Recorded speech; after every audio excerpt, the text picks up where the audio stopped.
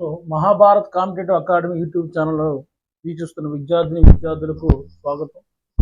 మా Mahabharat competitive academy YouTube ఛానల్లో ప్రధానంగా రీసెంట్గా వస్తున్నటువంటి కాంపిటేటివ్ ప్రభుత్వ ఉద్యోగానికి సంబంధించిన నోటిఫికేషన్ ఏదైతే ఉందో దానికి సంబంధించిన కాన్సెప్ట్స్ ఏవైతే ఉన్నాయో అవి వీడియోస్ రూపంలో పెట్టి మీ అందరికీ ఎంతో కొంత సహాయం చేయడం ఉద్దేశం ముందుకు వచ్చాం. ప్రధానంగా ప్రస్తుతానికి ఆంధ్రప్రదేశ్ రాష్ట్రంలో టెట్ డిఎస్సి టెట్ ఎగ్జామ్స్ అనేవి అక్టోబర్ 3 నుంచి 20 వరకు ఉన్నాయి. అలానే దాని తర్వాత డిఎస్సికి సంబంధించిన పరీక్షలు ఉన్నాయి. వాటితో పాటు ఎస్ఎస్సి ఇవన్నీ ప్యారల్గా ఉంటున్న ఎగ్జామ్స్ అందులో భాగంగా అందరికీ ఉపయోగపడే విధంగా ఈ టెట్ డిఎస్సి ఎస్జిటికి సంబంధించిన మ్యాథ్స్ టెక్స్ట్ బుక్ వారీగా చేయాలని ఆలోచనతో ముందుకు వచ్చాం. సో మా మహాభారత్ కాంపిటేటివ్ అకాడమీ యూట్యూబ్ ఛానల్ని సబ్స్క్రైబ్ చేయండి. ఏమైనా డౌట్స్ ఉంటే కామెంట్ రూపంలో తెలియజేయండి. ఖచ్చితంగా మీకు సొల్యూషన్ రూపంలో మేము తెలియజేయడానికి అత్యంత తొందరలో ప్రయత్నం చేస్తాం. సో అందులో భాగంగా మనకి 6th క్లాసు చాప్టర్ 11 బీజీ గణితం కొత్త టెక్స్ట్ బుక్లో చాప్టర్ 11 బీజ గణితము ఆల్రెడీ ప్రీవియస్ వీడియోస్లో కొంత నేను చెప్పానన్నా. సో దాన్ని ఈరోజు కొంత చెప్పుకుంటూ ముందుకెళ్దాం. Text book number page number 135లో దయచేసి టెక్స్ట్ బుక్ చూస్తూ వీడియో చూడండి, చాలా ఈజీగా అర్థమవుద్ది. పేజీ నెంబర్ 135లో అక్కడ అంక గణితం ఉంటున్నాను. పరిచయం దగ్గర సంఖ్యలను గురించి అధ్యయనం చేసే గణిత శాఖనే అంకగణితం అంటాము. డైరెక్ట్గా బిట్ అడిగే అవకాశం ఉంటుంది. సంఖ్యలను గురించి అధ్యయనం చేసే గణిత శాఖను అంకగణితం అంటారు. సంఖ్యలను గురించి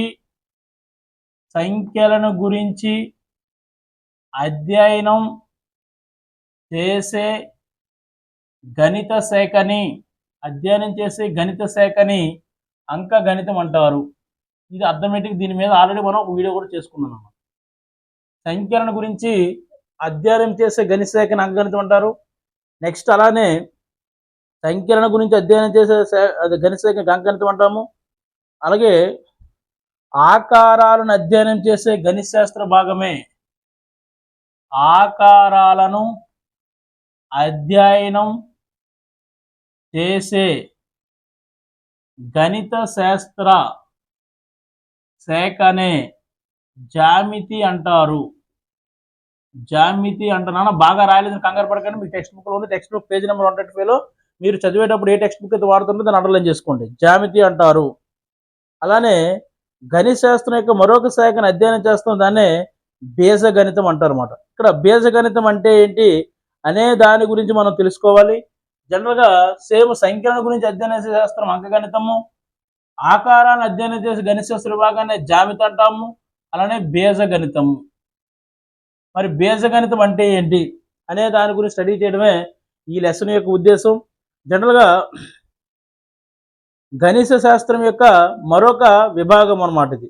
అయితే దీనిలోని అధ్యయనం చేసే కొత్త శాఖలో ప్రధాన అక్షరాలను ఉపయోగించడం వల్ల నియమాలు మరియు సూత్రాలను సాధారణ పద్ధతిలో రాయవచ్చు.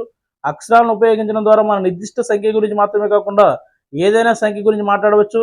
రెండవది, అక్షరాలు తెలియని రాసును సూచిస్తే తెలియని వాటిని గుర్తించే పద్ధతులు నేర్చుకోవడం ద్వారా మన రోజువారీ జీవితంలో పజిల్స్ మరియు అనేక సమస్యలను పరిష్కరించడానికి శక్తివంతమైన సాధనాలను అభివృద్ధి చేస్తాం. మూడవది, అక్షరాలు సంఖ్యలు సూచిస్తాయి కాబట్టి వాటి సంఖ్యల వల్ల ప్రక్రియలు చేయవచ్చు. ఇది బీజగణిత సమాసాలు మరియు వాటి లక్షణాల అధ్యయనానికి దారి తీస్తుంది అనమాట. అంటే ఈ బీజగణితంలో ప్రధానంగా మనం ఏం నేర్చుకుంటాం అంటే అక్షరాలను ఉపయోగించి నియమాలు రూపొందించడం. అక్షరాలను ఉపయోగించి నియమాలు లేదా సూత్రాలను రాబట్టుట. థియరీలో ఒకరు వస్తే బిట్ రావచ్చు. బీజగణితంలో ప్రధానంగా ఫస్ట్ పాయింట్ ఏంటంటే అక్షరాలను ఉపయోగించి నియమాలను లేదా సూత్రాలను రాబట్టడం. అలానే అక్షరాలను ఉపయోగించడం ద్వారా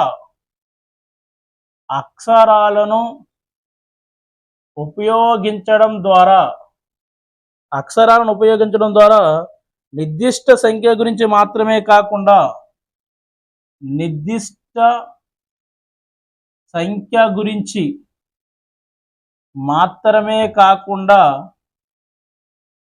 ఏదైనా సంఖ్య గురించి మాట్లాడడం.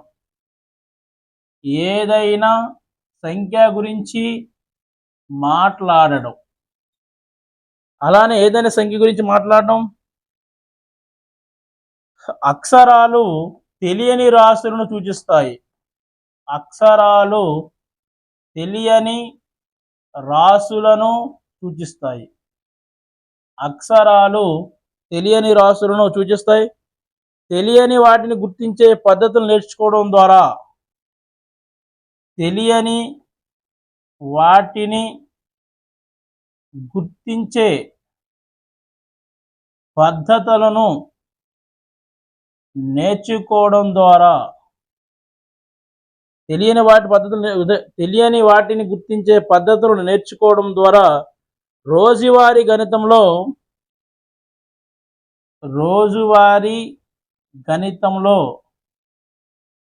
పజిల్స్ మరియు అనేక సమస్యలను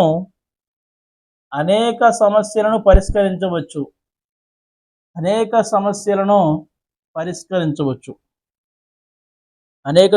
మనం పరిష్కరించవచ్చు. అలానే అక్షరాలు సంఖ్యలను సూచిస్తాయి కనుక పాయింట్, అక్షరాలు సంఖ్యలను సూచిస్తాయి కాబట్టి సంఖ్యల వలె ప్రక్రియలు చేయవచ్చు.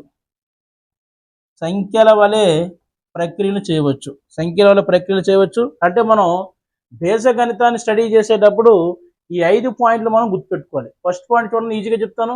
అక్షరాలను ఉపయోగించి నియమాలు లేదా సూత్రాలు రాబట్టడం.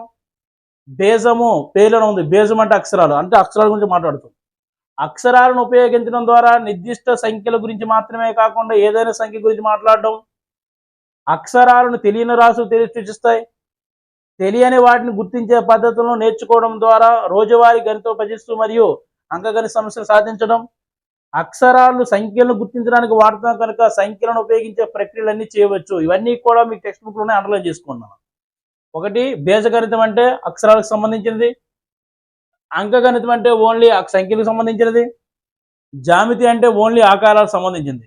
అయితే అంకగణితం అంటే అంకెలకు సంబంధించినది.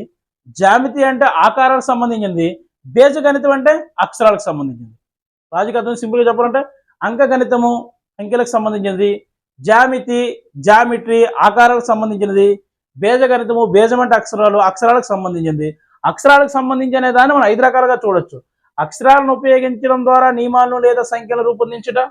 అక్షరాలను ఉపయోగించడం ద్వారా నిర్దిష్ట సంఖ్యలను మాత్రమే కాకుండా ఏదైనా సంఖ్యల గురించి మాట్లాడడం. అక్షరాలను తెలియని రాసులు సూచన వాడతాం. తెలియని వాటిని గుర్తించే పద్ధతి నేర్చుకోవడం ద్వారా వివిధ పజిల్స్ మరియు అన్ని సాధించగలుగుతాం. అక్షరాలను సంఖ్యను చూపించడానికి వాడతాం కనుక సంఖ్యలతో చేసే ప్రక్రియలన్నీ కూడా ఈ అక్షరాలు ఉపయోగించే దానిలో కూడా సంఖ్యలతో చేసే ప్రక్రియలను కూడా అక్షరాలతో కూడా చేస్తాము. ఈ 5 రకాల సందర్భాల్లో మనం బీజగణితం అనేది వాడుతాం అన్నమాట. సో ఈ రోజు ప్రధానంగా ఏం చెప్పామంటే అంకగణితం అంటే సంఖ్యలకు సంబంధించినది, జ్యామితి అంటే ఆకారాలకు సంబంధించింది, బీజగణితం అంటే అక్షరాలకు సంబంధించింది. అక్షరాలను ఉపయోగించి తెలియని రాసులకు వాడతాం. అక్షరాలను ఉపయోగించి నిర్దిష్ట సంఖ్యల గురించి మాట్లాడుతాం. అక్షరాలను ఉపయోగించి కొన్ని నియమాలు రూపొందించగలుగుతాం. అక్షరాలను ఉపయోగించి తెలియని వాటిని గుర్తించడానికి వాడతాము. అలానే సంఖ్యలను ఉపయోగించి ప్రక్రియలు ఎలా అయితే చేస్తామో అక్షరాలను ఉపయోగించి కూడా ప్రక్రియలు అలాగే చేస్తాము. వస్తే థియరిటికల్ గా ఒక బిట్ వచ్చే అవకాశం ఉంది కనుక ఈ బోర్డు మీద ఉన్నంత మ్యాటర్ కూడా చూసుకున్నాను. నేను జస్ట్ టెక్స్ట్ బుక్ లో రాశాను, కొంచెం స్పీడ్ గా రాశాను, టైం వేస్ట్ అవుతుందని.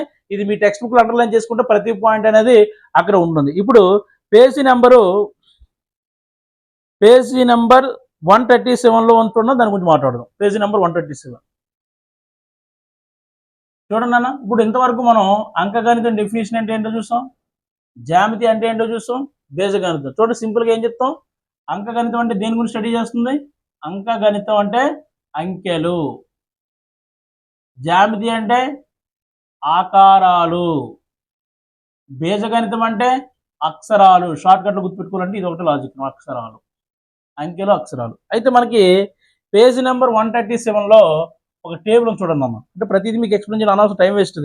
తయారు చేసిన ఎల్లల సంఖ్య అంటే ఈ బీజగణితాన్ని మనం ఎలా అప్లై చేస్తామని, తయారు చేసిన ఎల్లల సంఖ్య.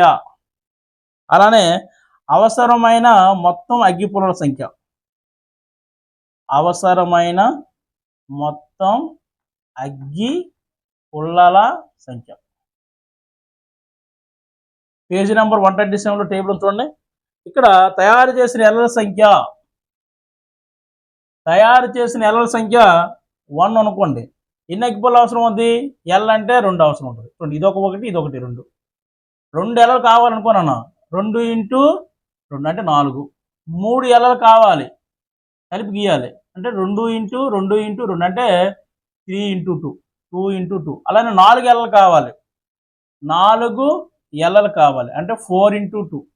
అలాగా టెక్స్ట్ బుక్లో చూడండి, 5 ఎలలు కావడానికి 10, 6 ఎలలు కావడానికి 12, 7 ఎలలు కావడానికి 14, 8 ఎలలు కావడానికి 16, అలానే 9 ఎలలు కావాలంటే 18, 10 ఎలలు కావాలంటే 20. ఇలాగా తయారు చేసిన ఎలల సంఖ్య ఏదో స్మాల్ అని అనుకున్నాం.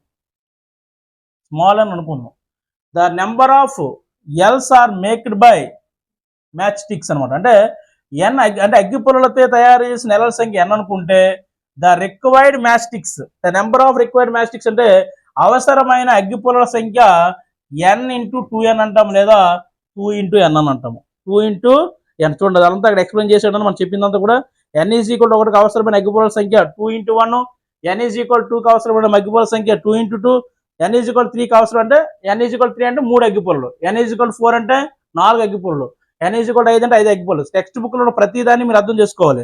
సో అలా ఫైనల్ చేస్తే మనకి ఏమొచ్చింది అక్కడ 2 ఇంటూ ఎన్, దట్ ఈజ్ ఎంతనా 2 into n, 2 into n, 2 into n. అలానే 100 ఎలలు తయారు చేయడానికి అవసరం అంటే 2 ఇంటూ 1 దట్ ఈజ్ ఈక్వల్ 200. అంటే ప్రతిసారి మనం కౌంట్ చేయకుండా 2n ఫార్ములా రూపంలో వచ్చింది అనుకోండి. 100 ఎలలు తయారు చేయడానికి కావాల్సిన అగ్గి పుల్లల సంఖ్య అంటే 2 ఇంటూ 100. 1000 ఎలలు తయారు చేయడానికి కావాల్సిన అగ్గి పుల్లల సంఖ్య అంటే 2 ఇంటూ 1000. 90 ఎలలు తయారు చేయడానికి కావాల్సిన అగ్గి పుల్లల సంఖ్య అంటే 2 ఇంటూ 9. ఇది అక్షరాలను ఉపయోగించి సూత్రాల స్థాపన చేయడం అన్నమాట. అక్షరాలు ఉపయోగించి సూత్రాల స్థాపన చేయడం బేసిక్ అంటే డెఫినేషన్ చెప్పాం కదా, అక్షరాలను ఉపయోగించి సూత్రాల స్థాపన చేయడంలో ఎగ్జాంపుల్. నెక్స్ట్ చూడండి, పేజీ నెంబరు 139లో చూడండి అన్న, మరి బ్లాక్ బోర్డ్ రాయట్లేదు. ఏర్పడిన సీల సంఖ్య, అవసరమైన మొత్తం అగ్గిపుల్లల సంఖ్య. ఒక సి తయారు చేయడానికి, సి అంటే కరువు కాకుండా ఇలా గీయండి, ఒక సి తయారు చేయడానికి ఎన్ని 3, 2 సీలు తయారు చేయడానికి 6, 3 సీలు తయారు చేయడానికి 9. పేజీ నెంబర్ 139లో టెక్స్ట్ బుక్స్ ఉన్నాయి. పేజీ నెంబర్ 139లో బాక్స్ చూడండి అన్న. 4 సీలు తయారు చేయడానికి 12, 5 సీలు తయారు చేయడానికి 15, 6 సీలు తయారు చేయడానికి 18, 7 సీలు తయారు చేయడానికి 3. అంటే ఒక సీ తయారు చేయడానికి 3 కనుక 3n ఇంటూ 3, n ఇంటూ 3 అంటే లేదో 3 ఇంటూ ఎన్ అని రాసుకున్నాం. ఒకటి 3 ఇంటూ ఎన్ అంటే 3 సీ చూడండి, 2 సీలు తయారు చేయడం కంటే 3 ఇంటూ 2, 3 సీలు అంటే 3 ఇంటూ 3, 100 సీలు అంటే 3 ఇంటూ 100. అంటే ఎన్ ప్లేస్లోని నెంబర్ ఆఫ్ సీలు మనం సబ్స్టిట్యూట్ చేయడం. అంటే ఏంటంటే అక్షరాలను ఉపయోగించి సూత్ర స్థాపన చేయడం అనేది మనకి బీజగణితం కింద వస్తుంది. అయితే ఇక్కడ చూడమ్మా, పేజీ నెంబరు 141 చూడండి, పేజీ నెంబరు 141. అక్కడ ఒక టెక్స్ట్ బుక్ లో చూడండి, బాక్స్ ఇచ్చాడు. చరరాశిని చూపించడానికి m comma, l comma, p comma, x comma, y comma, z లో మొదలైన ఏదైనా అక్షరాన్ని ఉపయోగించవచ్చు. అంటే మనం చరరాశులను చూపించడానికి లేదా చరరాశులని మనం రిప్రజెంట్ చేయడానికి ఇంగ్లీష్లో ఉండేటటువంటి ఆల్ఫాబెట్ లెటర్స్ ఏవైనా మనం వాడచ్చు. చరరాశులను చూపించడానికి పేజీ నెంబర్ 141లో ఆ బాక్స్ చూడండి, చాలా ఇంపార్టెంట్. చరరాశులను రిప్రజెంట్ చేయడానికి ఇంగ్లీష్లో వాడేటటువంటి స్మాల్ లెటర్స్ ఏవైనా వాడచ్చు. చరరాశి అనేది స్థిర విలువ లేని సంఖ్య, అండర్లైన్ చేసుకోండి. చరరాశి అనేది స్థిర విలువ లేని సంఖ్య. నాన్ మ్యాథ్స్ ఏంటంటే ఒక నోట్స్ పెట్టుకొని దాని పాయింట్స్ వరకు రాసుకొని చదువుకోండి, లేకుంటే ఇబ్బంది పడతారు. చరరాశి అనేది స్థిర విలువ లేని సంఖ్య. ఉదాహరణకు సంఖ్య 5 లేదా సంఖ్య 100 లేదా ఏదైనా ఇతర సంఖ్య చరరాశి కాదు. చరరాశి కాదంటే మనం లెక్కించడానికి ఉపయోగించే సంఖ్యలు 2 కానీ 5 కానీ 3 కానీ 10 కానీ ఇవన్నీ కూడా ఒక విలువ ఉంటుంది కనుక వాటిని స్థిర రాశులు అంటారు అనమాట. చూడండి, 5 లేదా సంఖ్య 100 లేదా ఇతర సంఖ్య చరరాశి కాదు, వాటి స్థిర విలువలు ఉంటాయి. అదేవిధంగా త్రిభుజం యొక్క కోణాల సంఖ్య స్థిర రాశి, చాలా ఇంపార్టెంట్ అన్న. త్రిభుజం యొక్క కోణాల సంఖ్య, త్రిభుజంలో ఎన్ని కోణాలు ఉంటాయి? 3 కోణాలు ఉంటాయి. 3 అనేది ఒక సంఖ్య. అంటే త్రిభుజం యొక్క కోణాల సంఖ్య ఈజ్ ఈక్వల్ టు 3 అనేది ఒక స్థిర రాశి. పొరపాటును కన్ఫ్యూజ్ చేయడానికి త్రిభుజం యొక్క కోణాల సంఖ్య చరరాశి అంటాడు. మట్టి అయిపోతాం. త్రిభుజం యొక్క కోణాల సంఖ్య స్థిర రాశి. త్రిభుజం యొక్క కోణాల సంఖ్య స్థిర రాశి. ఇది అలాగే చతుర్భుజం యొక్క శీర్షాల సంఖ్య స్థిర రాశి. అలానే ఉదాహరణ అనేది నెక్స్ట్ అంతేనా. ఇక్కడ మనం గుర్తుపెట్టుకోవాల్సిన బాక్స్లో ఉన్నటువంటి గుర్తుపెట్టుకోవాల్సిన ఏరియా అనేది అది ఒకటే అన్నమాట. నెక్స్ట్ కావాల్సిన నోట్ చూడమా, రియల్ లైఫ్ ఎగ్జాంపుల్స్ ఇచ్చాడు ఒకటి. పేజీ నెంబరు 143, పేజీ నెంబరు 143 చూడండి టెక్స్ట్ బుక్లోని. కావలసిన నోట్ బుక్ల సంఖ్య ఒకటి, మొత్తం వెల అంటే ఒక బుక్ కాస్ట్ వెల 5 రూపాయలు అనుకుందాం. The cost of one book వేల 5 రూపాయలు అనుకుందాం. ఒక బుక్ కావాలంటే 5 రూపాయలు కావాలి, 2 బుక్లు కావాలంటే 10 రూపాయలు కావాలి, 3 బుక్లు కావాలంటే 15 రూపాయలు కావాలి, 4 బుక్లు కావాలంటే 20 రూపాయలు కావాలి. ఇంటి దగ్గర మన నాన్న మనం అడగాలి డబ్బులు. సో ఎన్ని కావాలి, నీకు ఎన్ని అవసరమో, 20 బుక్లు అవసరం అంటే 25లో 100 రూపాయలు అవసరమని నువ్వు క్యాల్కులేట్ చేసుకుంటూ అడుగుతావు. అంతేగాని మనకి ఎంత అవసరం అంత అవసరం. So real life examples, real life situations అంతా కూడా ఎక్స్ప్రెస్ చేయడానికి మనం వాడేటటువంటి మ్యాథమెటికల్ పార్టే ఆల్జీబ్రా, అది బీజగణితం అనమాట. సో అక్కడ చూడండి అలా ఇచ్చాడు. కావాల్సిన నోట్ బుక్ల సంఖ్య, మొత్తం సంఖ్య, అదే ఒక బుక్ కాస్ట్ 5 రూపాయలు అనుకుంటే ఎం బుక్స్ కావాలనుకుంటే దాని కాస్ట్ 5M అనేది కనుక ఇచ్చాడు అనమాట. నెక్స్ట్ ఇంకో ఎగ్జాంపుల్ చూడండి అన్న. పాఠశాల గణతంత్ర దినోత్సవ వేడుకలకు ముఖ్య అతిథి సమక్షంలో చిన్నారులు మాస్టర్లు చేయనున్నారు. వారు ఒక అడ్డు వరుసకి 10 మంది చొప్పున నిలబడాలని అనుకున్నారు. ఒక అడ్డు వరుసకి 10 మంది అంటే ఇది ఫ్లాగ్ అనుకుందాం, గ్రౌండ్ అనుకుంటే ఈ గ్రౌండ్లో ఒక అడ్డు వరుసకి 10 మంది ఉన్నారు, ఇంకో అడ్డు వరుసకి 10 మంది ఉన్నారు. ఆ లెక్కను చూస్తున్నామా, ఒక అడ్డు వరుసకి 10 మంది చొప్పున నిలబడాలనుకున్నారు. డ్రిల్లో ఎంతమంది పిల్లలు ఉండవచ్చు, పిల్లల సంఖ్య అడ్డు వరుస సంఖ్యలపై ఆధారపడి ఉంటుంది. ఒకవేళ ఒక అడ్డు వరుస ఉందనుకుంటే అప్పుడు 10 మంది పిల్లలు, 2 అడ్డు వరుస ఉంటే 2 లేదంటే 10 మంది పిల్లలు, 6 అడ్డు వరుస ఉంటే 10 అంటే మొత్తం పిల్లలు ఎంతమంది ఉండొచ్చు, మొత్తం పిల్లలు ఎంతమంది ఉండొచ్చు అంటే ఒక అడ్డు వరుస 10 మంది ఉన్నారంటే, ఒకవేళ 4 అడ్డు వరుసలు ఉన్నాయంటే 4 × 10 40 మంది ఉండొచ్చు.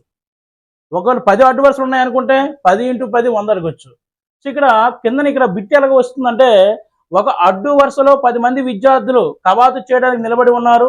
అయితే అక్కడ ఉండాల్సిన మొత్తం విద్యార్థుల సంఖ్య ఎంత అయి ఉండవచ్చు అని చెప్పి కిందలోని 43 అని, 42 అని, 40 అని, 41 ఇస్తుంది అనమాట. అంటే మనం ఖచ్చితంగా అడ్డు వరుసలో 10 మంది ఉన్నారంటే 4 అడ్డు వరుస 40 మంది ఉండడానికి అవకాశం ఉంది తప్ప 41 ఉండడానికి అవకాశం లేదు, 42 ఉండడానికి అవకాశం లేదు, 43 ఉండడానికి అవకాశం లేదు. డెప్త్లో వెళ్ళాలనేటప్పుడు ఇక్కడ ఆప్షన్స్లో ఖచ్చితంగా 10 యొక్క మల్టిపుల్సే కావాలి. అలా ప్రతిదాన్ని మీరు ఎనాలిసిస్ చేయాలి. అంతేగాని అక్కడ ఉండి చదువుకొని వెళ్ళినట్టయితే మనం ఆన్సర్ చేయలేకపోవచ్చు. సో అలాంటి సందర్భంలో బిట్ వచ్చేటువంటి అవకాశం ఉంది కనుక ఇక్కడ ఈ సందర్భాన్ని ఈ విధంగా మీకు పరిచయం చేస్తున్నాం. అంటే ఒక అడ్డు వరుసలో 10 మంది ఉన్నారు, అక్కడ ఉండాల్సినటువంటి మొత్తం విద్యార్థుల సంఖ్య ఎంతమంది ఉండడానికి అవకాశం ఉందంటే ఖచ్చితంగా 10 యొక్క మల్టిపుల్స్ ఉండాలి ఆప్షన్లోనే. అయితే 40, లేకుంటే 50, లేకుంటే 60, 70, అంతే తప్ప 41, 43 లేదా 52, 53 అలాంటి సందర్భాలు అనేవి మనకి ఉండవు అనమాట. నెక్స్ట్ పేజీ నెంబరు ఎక్సైజ్ 11.1 చూడండి అన్న. సో ఇప్పుడు ఎక్సైజ్ 11.1, ఎక్సర్సైజ్ 11.1 అను చూడండి. అందులోని first question page number 145, page number 145. కింది అగ్గిపుల్ల అమెరికను రూపొందించడానికి అవసరమైన అగ్గిపుల్లల సంఖ్యను తెలిపే నియమాన్ని కనుగొనండి. నియమాన్ని రాయడానికి చరరాశిని ఉపయోగించండి. చాలా అంటే చిన్న చిన్న లెక్కలు ఇస్తాడు, కానీ చిన్న లెక్కలు ఉంటే కానీ మనం చేయలేరు. టీగా టీఏ అక్షరం యొక్క అమెరికా, టీగా టీ అక్షరం యొక్క అమెరికా ఫస్ట్ క్వశ్చన్ అన్నమాట. అసలు టీ అనే అక్షరానికి ఎన్ని అగ్గిపుల్లలు అవసరం మనకి? ఒక టీ లెటర్కి 2 అవసరం. 2 టీలు అయినట్టయితే 2 × 2, 3 టీస్ అయినట్టయితే 3 × 2, 4 టీస్ అయినట్టయితే 4 × 2. అంటే మనకి ఇక్కడ ఎవరు మారుతుంటారన్నా 1, 2, 3, 4 మారుతుంది. మారేదాన్ని స్మాల్ అని అనుకుంటే, మారని దాన్ని 2 అనుకుంటే దట్ ఈస్ ద 2n. అంటే అక్కడ ఫార్ములా ఏమవుతుంది? 2n అవుతుంది. అలానే జెడ్ అక్షరం యొక్క జెడ్ అనమాట. జెడ్ అక్షరం ఫిల్ చేయడానికి ఎన్ని అవసరం? 1 మ్యాచ్ స్టిక్, సెకండ్ 3 అంటే 3 అవసరం. ఒక జెడ్ అక్షరం 1 × 3, 2 Z letters 2 × 3, 3 Z letters 3 × 3, 4 Z letters 4 × 3 అంటే ఎవరు మారుతున్నాను? 1, 2, 3, 4 మారుతుందంటే n × 3 that is equal to 3n. అలానే చూడండి యు అక్షరం, యు అక్షరానికి ఎన్ని అవసరం? యు అక్షరం అక్కడ ఎలా ఉంది అలా గీయండి. 1 2 3 అంటే 3 మ్యాస్టిక్ అవసరం. ఒక యు అయినట్టయితే 1 × 3, 2 అయినట్టు 2 × 3, 3 అయితే 3, 4 × 3 అలా సో అనుకుంటే n × 3 that is equal to 3n. అలానే వి లెటర్ వి లెటర్ ఎన్ని ఉంటాయన్నా 2 మ్యాస్టిక్స్ అవసరం. అంటే 1 × 2, 2 వీస్ అయినట్టయితే 2 × 2, 3 వీస్ అయినట్టయితే 3 × అంటే ఏమవుతుంది 2n అవుతుంది. అలానే ఈకి ఎన్ని అవసరం అన్నా 1 2 3 4 5 అంటే 5n. చూడండి ఆన్సర్ చెప్తాను. ఎక్సైజ్ 11.1లో ఫస్ట్ దానికి ఏమో 2n, సెకండ్ దానికి ఏమో 3n, సికేమో answer 3n, డికేమో answer 2n, ఈకి ఆన్సర్ ఏమో 1 2 3 4 5 5n. అలానే ఎఫ్ ఆన్సర్ ఏమో 5n. అలానే జీకి ఆన్సర్ ఏమో 1 2 3 4 5 6 అంటే 6n. చూడండి ఎన్ని మ్యాస్టిక్ అవసరం ఉందో అక్కడ డయాగ్రామ్ ఎలా ఉందో అన్ని మ్యాస్టిక్స్ వాడండి. సో దాని ప్రకారం ఆన్సర్ అదనమాట. నెక్స్ట్ సెకండ్ కొంచెం ఉన్నాను. ఎల్ కామా సి మరియు ఎఫ్ అక్షరాల అమెరికాకు సంబంధించి నియమం మనకు ఎప్పటికీ తెలుసు. క్వశ్చన్ 1 నుండి కొన్ని అక్షరాలు ఎల్ ద్వారా ఇచ్చిన నియమాన్ని వీటిలో కొన్ని పాటిస్తాయి. అవి ఏవి, ఇలా ఎందుకు జరుగుతుంది? చూడమ్మా క్వశ్చన్ అనేది కొంచెం జాగ్రత్తగా ఆలోచించండి. ఎల్ కామా సి మరియు ఎఫ్ అక్షరాల అమెరికాకు సంబంధించిన నియమాలు తెలుసు ఆల్రెడీ, ఎందుకంటే క్వశ్చన్ నెంబర్ 1లో చేసాం మనం. దాని నుంచి వాడు ఒక జనరలైజేషన్ ఏమన్నాడు అది అబ్జర్వ్ చేయండి ఒకసారి. ఎల్ కామా సి మరియు ఎఫ్, ఎల్ అనే అక్షరం తయారు చేయడానికి ఎన్ని అవసరం? 2 మ్యాచ్స్టిక్స్ అవసరం. ఎల్ అనే దాన్ని తయారు చేయడానికి 2n ఫామ్లో. అలానే సి అనే అక్షరం తయారు చేయడానికి, సి అంటే ఇలా కరువుడు గీకండి, 3n. అలానే ఎఫ్ అనే అక్షరం 1 2 3 4 మొత్తం ఎన్న 4n అనమాట, 4n. అది ఇప్పుడు ఏమన్నా చూడండి, ఎల్ కామా సి మరియు ఎఫ్ అక్షరాల అమరికకు సంబంధించిన నియమం మనకి ఇప్పుడు తెలుసు. ఓకే, నియమాలు రాసాము. క్వశ్చన్ 1 నుండి కొన్ని అక్షరాలు ఎల్ ద్వారా ఇచ్చిన నియమాన్ని వీటిలో కొన్ని పాటిస్తాయి. అలానే అవి ఏవి, ఇలా ఎందుకు జరుగుతుంది అన్నాడు. అంటే క్వశ్చన్ నెంబర్ 1లో 2n వచ్చేవన్నీ కూడా ఎల్ని పాటిస్తాయి. అలానే 3n వచ్చినవన్నీ కూడా సిని పాటిస్తాయి. 5n 4n వచ్చినవన్నీ కూడా ఎఫ్ని పాటిస్తాయి అనే విషయం తెలుపుతూ సరిపోద్ది. నెక్స్ట్ ఉండన్నా థర్డ్ క్వశ్చన్. క్యాడెట్లు ఫ్యారెట్లో కవాతు చేస్తున్నారు. ఒక అడ్డు వరుసకు 5 మంది క్యాడెట్లు ఉన్నారు. అడ్డు వరుస సంఖ్యను బట్టి క్యాడెట్ సంఖ్యను ఇచ్చే నియమం ఏమిటి? అడ్డు వరుస సంఖ్య n ఉపయోగించండి అన్నాడు. చూడమ్మా కూర్చున్నది, క్యాడెట్ ప్యారెట్లో కవాతు చేస్తున్నారు. ఒక అడ్డు వరుసకు థర్డ్ క్వశ్చన్, ఒక అడ్డు వరుసలో 5 ఉన్నారు. 1 2 3 4 5 మెంబర్స్ ఉన్నారు. అయితే ఎన్ని అడ్డు వరుసలు ఉన్నాయో మనకు తెలియదు. ఒకవేళ 2 అడ్డు వరుసలు ఉన్నాయో అనుకోండి, ఇక్కడ 5 ఉన్నారు, ఇక్కడ 5 10 మంది అవుతారు. 3 అడ్డు వరుసలు ఉన్నట్టయితే ఇక్కడ ఒక 5, ఇక్కడ ఒక 5, ఇక్కడ ఒక 5 15 మంది అవుతారు. ఇక్కడ 4 అడ్డు వరుసలు అంటే 20 అవుతారు. అయితే 2 అడ్డు వరుసలు ఎన్ని ఉన్నాయి అన్నానంటే n అడ్డు వరుసలు ఉంటే మొత్తం విద్యార్థుల సంఖ్య ఏమవుతున్నాను 5 × n అనమాట. అంటే n అనే అడ్డు వరుసలు ఉండేటప్పుడు మొత్తం కవాతులో పాల్గొనే విద్యార్థుల సంఖ్య n × ఒక అడ్డు వరుసలో ఉండే విద్యార్థుల సంఖ్య, n × ఒక అడ్డు వరుసలో ఉండే విద్యార్థుల సంఖ్య. దాన్ని సింపుల్గా రాసుకున్నట్టయితే 5 × n గా మనం రాసుకోవచ్చు అనమాట. నెక్స్ట్ ఫోర్త్ కొంచెం, ఒక పెట్టెలో 50 మామిడి పండ్లు ఉంటే మొత్తం మామిడి పండ్ల సంఖ్యను పెట్టెల సంఖ్యలో ఎలా రాస్తారు? పెట్టెల సంఖ్య కోసం బీను ఉపయోగించండి అన్నాడు. చూడండి ఇక్కడ క్వశ్చన్. ఇలాంటి చిన్న చిన్న క్వశ్చన్లు ఉంటాయి కానీ మన తల తీసేస్తాయి.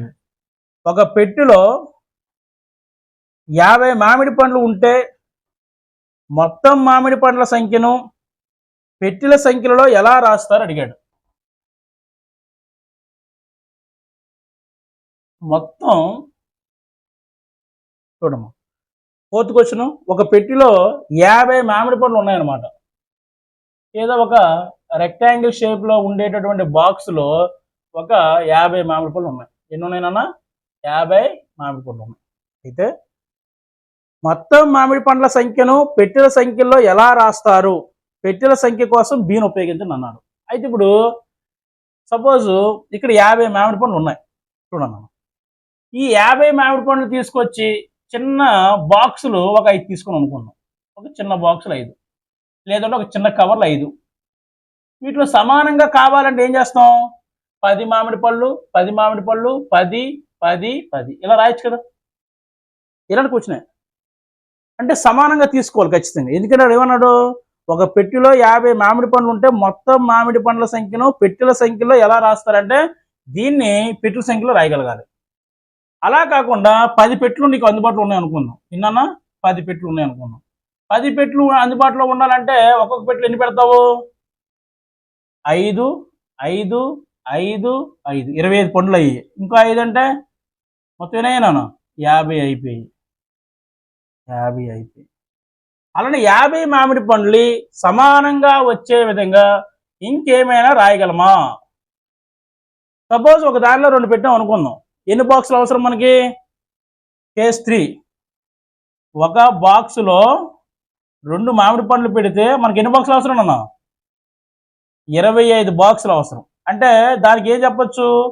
నెంబర్ ఆఫ్ బాక్సెస్ ఏమో 25 అనుకుంటే, ఏదో నెంబర్ ఆఫ్ బాక్స్ ఎన్ అనుకుంటే 2 × 25 రాయొచ్చు. దీన్ని ఎలా రాయొచ్చు? 5 × 10 రాయొచ్చు.